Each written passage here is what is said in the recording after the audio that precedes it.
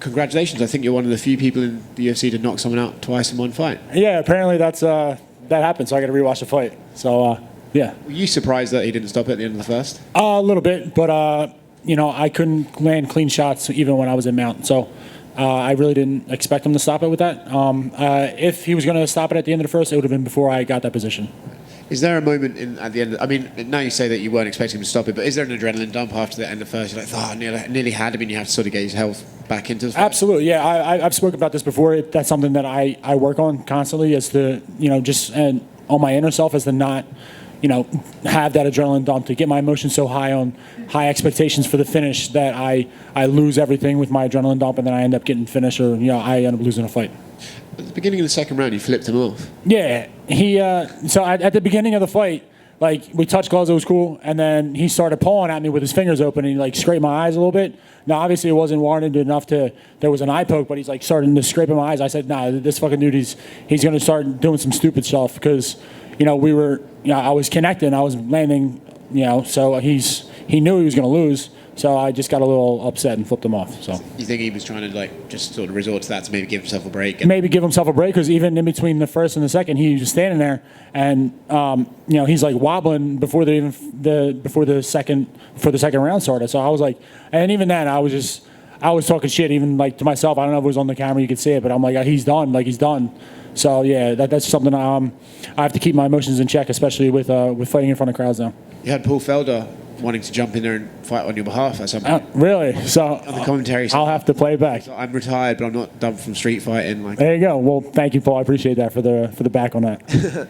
I know we'll get to the names in a second, but when exactly would you like to fight again? How are you feeling right now? I'm feeling good.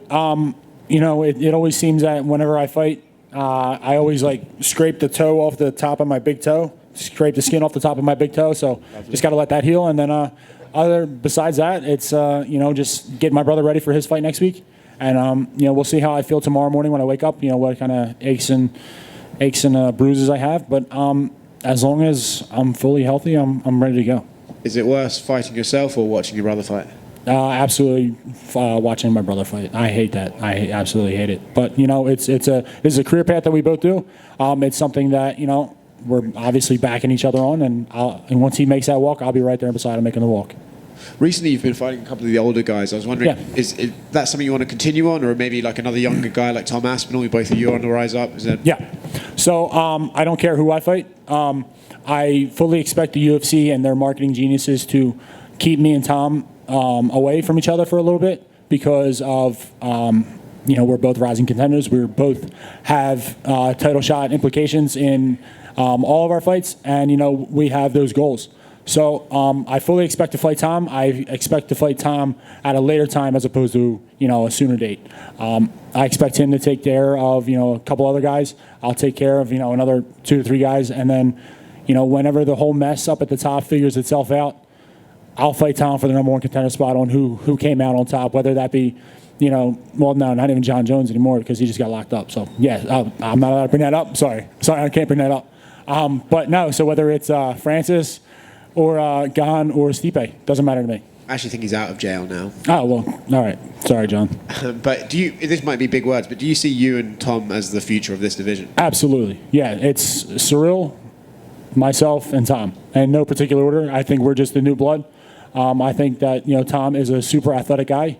He's a part of the new breed of heavyweights, as am I, and so is Cyril. So, they keep matching us up with kind of the old guard, and we're just picking them off.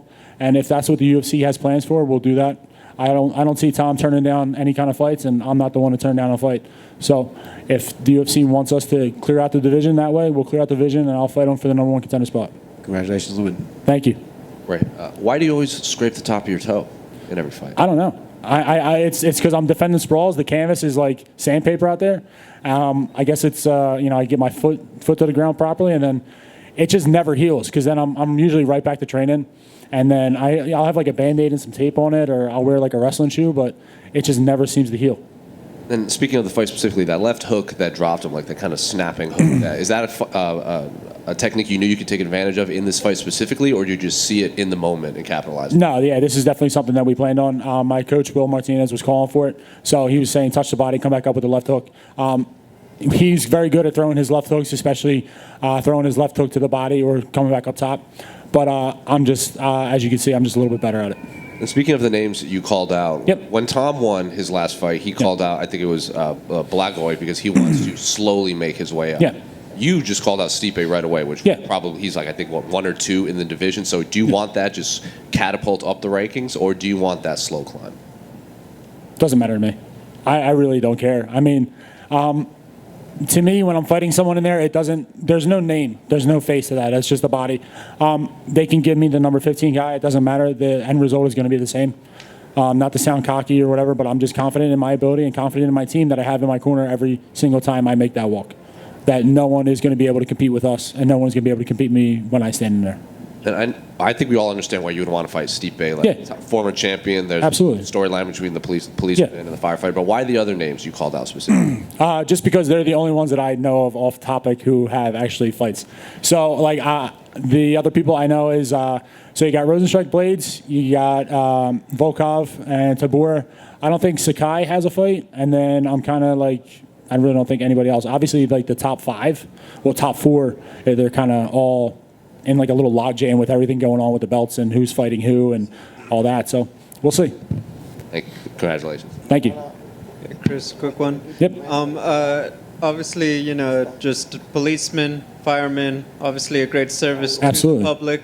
But I do know there is a bit of friendly rivalry. Can you just talk about how you would imagine the two communities, how they would handle you versus Stipe? That would absolutely sell out a T-Mobile arena. That would absolutely sell out a Lincoln Financial Field. It would sell out pretty much any arena that's open. Just announce firefighters versus cops, and you're guaranteed to sell that out. I'll have half the Philadelphia Police Department coming, and I'm sure he'll have half of the Cleveland, Fire Department coming. So if the UFC wants to make a boatload of money, they should probably do that.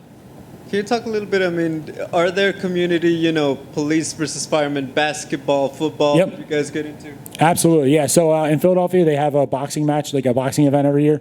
Firefighters versus cops. It's not just Philadelphia cops. It'll be, state troopers or anyone around. Generally, the firefighters do well strictly because they don't do anything besides sit around and eat and work out compared to the cops. But Stipe, whenever you want to fight, just let me know. It's a great thing, and then they have like basketball games and football games, and like it's called the Blue Flame. It's the semi-pro football team for the Philadelphia Police Department. They play New York firefighters, New York cops, all that. They go across the country. It's great.